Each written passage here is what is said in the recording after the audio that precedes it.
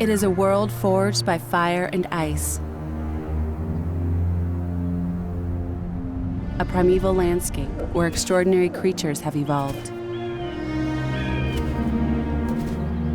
This is the Greater Yellowstone, home of the world's first national park, and arguably the greatest. I mean, if that isn't the Old West, this is what it's supposed to be. But even in this remote wilderness, humanity has left its indelible footprint. Outside the boundaries of the park, housing and energy development are growing at an alarming rate.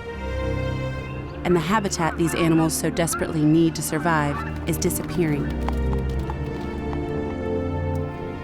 Without these valleys, Yellowstone's wildlife might be lost to us forever. At stake, not simply a species or an ecosystem, but perhaps the very spirit of the American West.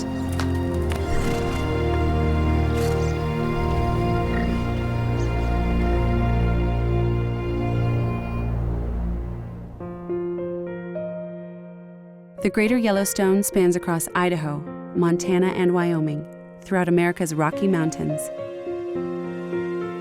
At the heart of this 28 million acre ecosystem lies Yellowstone National Park. In summer, this is a lush and vibrant world. But this time of plenty is short-lived. If you come here in the summer, the whole place is a grocery store for these animals, and they just can't eat fast enough. There's plenty of food here for them in the summertime. In the winter, it's a real different story. As early as October, storms may begin rolling in from the Pacific Northwest, heralding the start of another winter. It is Yellowstone's season of reckoning.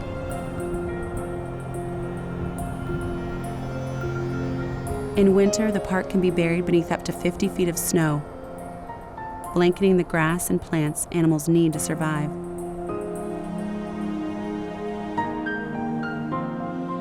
Yellowstone National Park covers some 2.2 million acres, but in winter, animals must travel outside the safety of its boundaries to feed at lower elevations. They move on down into these lower ranges that are on private ranch lands, and they are key to having the wildlife of Yellowstone. They're getting developed at a phenomenal rate. So it's our job to try to keep them intact. In the last 2 decades, development in the Greater Yellowstone has exploded. The population growth rate in the Greater Yellowstone region has been about twice the national average over the last 20 years. The loss of crucial winter habitat has been about 6 times the national rate. So we have been losing habitat at a frightening rate. But hope comes in the form of some surprising partnerships.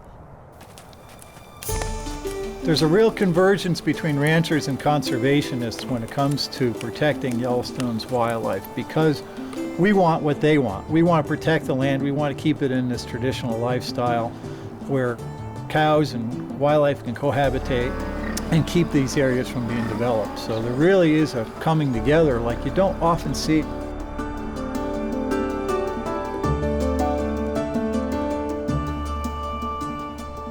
As many as 3,000 elk leave their summer range in Yellowstone Park to winter in Wyoming's Gray Bull River Valley on the windswept slopes of Carter Mountain. The journey to this critical winter range is becoming harder and harder every year. The big pressures facing the Yellowstone ecosystem, I think, are every single day it's a little bit smaller. Every day there's a new home being built somewhere that it'd be nice if it wasn't.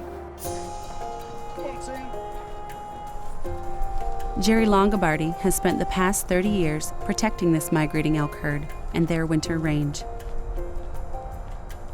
So if you want to maintain high big game populations, which will also support the component of large predators, you have to have good, intact winter ranges. Without a doubt, the most important thing we could do is protect those. Landowners hold the key to preserving open space and saving winter range. especially those who still own large, unbroken sections of land. Like much of the winter range in the greater Yellowstone, this is private land. Fortunately for this elk herd, most of their wintering ground lies on the Pitchfork Ranch.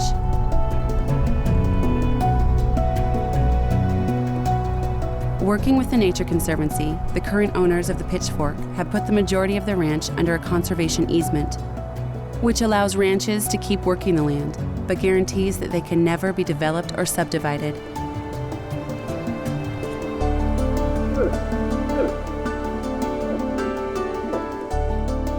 Much of the elk winter range in the upper Graybull River Basin will now remain whole for ranching and wildlife. It's a fairly intact ecosystem still, and whether we can keep it that way or not, I don't know as far as the big picture is concerned, but this is one of the special places that's still in one piece. But ranches on either side could still be developed. It's going to take a lot of work, and people are going to have to give up a little bit to do it. Otherwise, we're going to lose what we all came here for.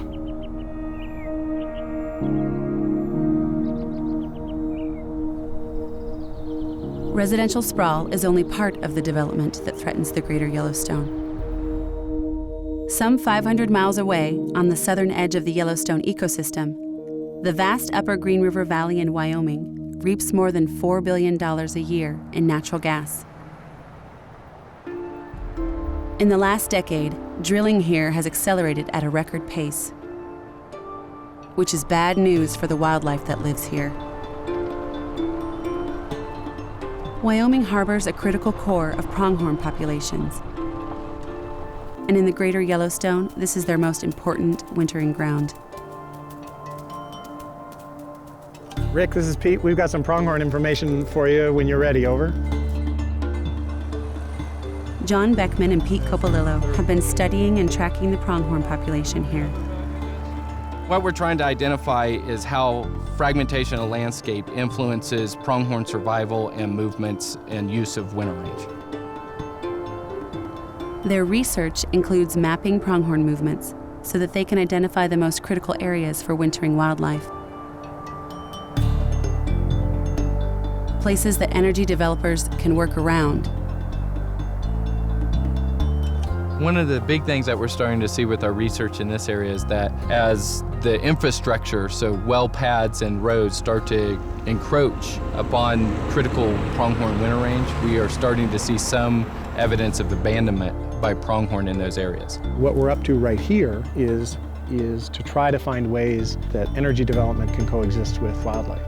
So the idea is not to prevent energy development in this area. That's going to happen. It's already happening, and we're well down that road.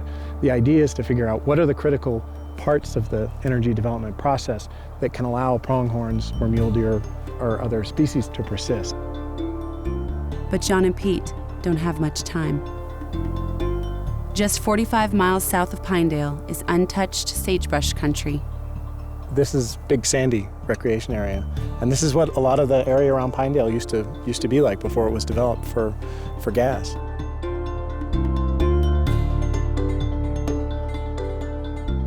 So pronghorns are still abundant here, and they're easy to see, and that makes it difficult to recognize that there's a problem. But it's important to remember that we're only between 6 and 10% into this project of developing the gas fields here, and so this place will change quite a bit, and this area will look a lot more like Pinedale. So that's one of the challenges, is trying to identify those thresholds before we cross them irrevocably and we can't go back. John and Pete know that without precise data on where the pronghorns roam, they will have a hard time changing behaviors. If you get there and you kind of work between the river and 351 and a little bit further west, I think there's about 1,200 animals in there, and you'll start seeing the groups. For the past 5 years, they've been using radio collars to keep tabs on one herd. Each year, they must replace the old gear with new collars. But capturing pronghorns takes tremendous skill and patience, especially from the air. So the helicopter's in the air, and we are trying to give them a little more information to work with.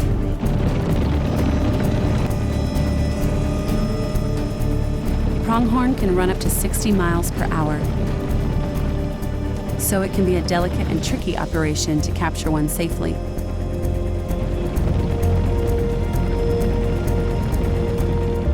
After several attempts, the team hits its mark. Over the next year, these new GPS collars will hopefully shed light on where these animals are moving and help inform the actions of energy companies, conservationists, landowners, and public agencies as they work together to preserve these critical winter grounds.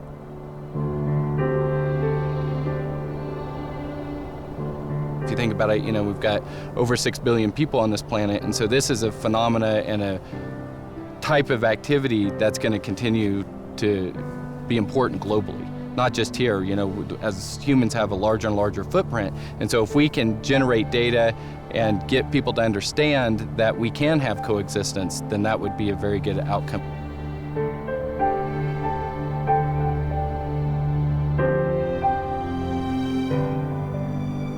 Learning to coexist with wildlife is something Dennis Modell's family has been doing for more than 60 years. I think my dad bought this place in about 1947, something like that. When I was about 19, 20, he died and then I've kind of run it ever since. Just 20 miles from the western edge of Yellowstone Park in Idaho, Dennis's land straddles Henry's Lake, a narrow migration route. Each year, wildlife must pass through it to get to winter range. We talk a lot about the value of winter range, but if the corridor that the animals need to get to that winter range becomes closed or starts to get blocked off by subdivisions or developments, what's the point? There's no value to that winter range if the animals can't get there. The view from Dennis's window hasn't changed much in 60 years. But just down the road, new subdivisions are sprouting, building houses smack in the middle of ancient wildlife migration routes, making Dennis's land worth millions. It's a big temptation for any rancher, many of whom are just scraping by. Well, when you're wondering when the hell the next cup of coffee and a can of beans, how he's going to buy that. And a lot of years, that's the way this country was. It was tough to make a living in. And it still is as far as the ranching goes, But the value of Dennis's view and his way of life was hard to put a price on. We put this all under development. I don't want to get up in the morning and look over 100 rooftops down here to see the lake. It took 5 years and many cups of coffee to work things out. My first opinion was a environmentalist government-run outfit that I didn't want, In the end, Dennis put a conservation easement on his land, which gave him enough money to keep the ranch going. I want to see it stay that way as a working ranch. There's a lot more things in life than money, With a bit more work to secure conservation easements in the Henry's Lake area, there will never be houses marring Dennis's view, or more importantly, blocking these crucial migration corridors through the greater Yellowstone.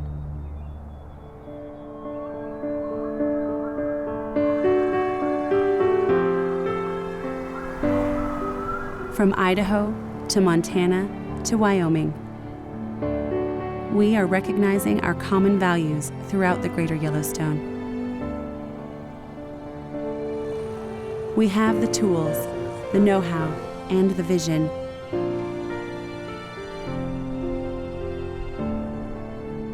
Together, we can leave a legacy we are proud of and build lasting partnerships that respect traditional ways of life and protect the wide-open country and wildlife that makes this landscape so precious to us all.